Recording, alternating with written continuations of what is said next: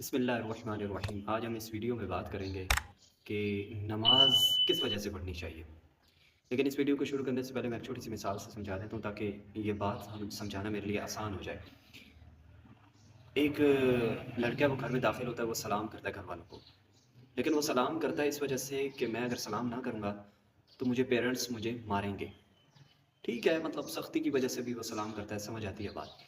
لیکن ایک دوسرا لڑکا ہے، وہ سلام اس لیے کرتا ہے کہ میں اپنے پیرنٹس سے محبت کرتا ہوں، مجھے سزا کا کوئی ڈر نہیں ہے، میں سلام ویسے کرتا ہوں ایک سنت بھی سمجھ کے، اور کرنا بھی چاہیے۔ اب دونوں لڑکوں میں کیا فرق ہے؟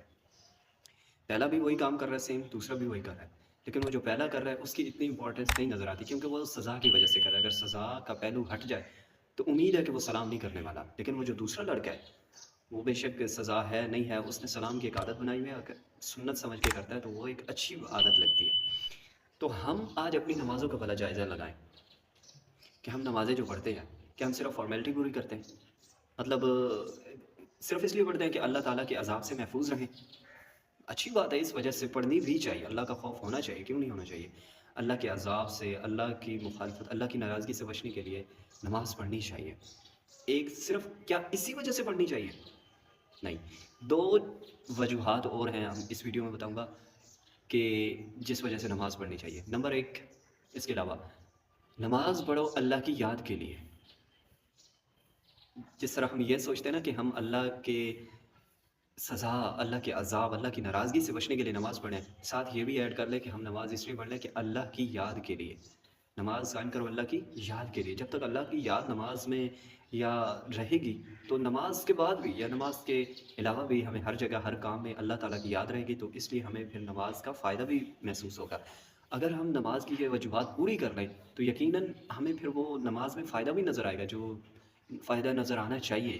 اب نماز ہماری خالی اس لیے ہوتی ہے کہ ہم نماز کو نماز سمجھ کے پڑھتے ہی نہیں ہیں، کیونکہ جس وجہ سے نماز ہم پہ فرض ہوئی قرآن کی روشنی میں بھی، احادیث کی میں بھی، تو ہم اس وجہ سے تو پڑھتے ہی نہیں ہیں، اسی لیے ہمیں نماز تو نماز نہیں لگتی، اور اسی لیے نماز کے ہمیں فائدے بھی محسوس نہیں ہوتے۔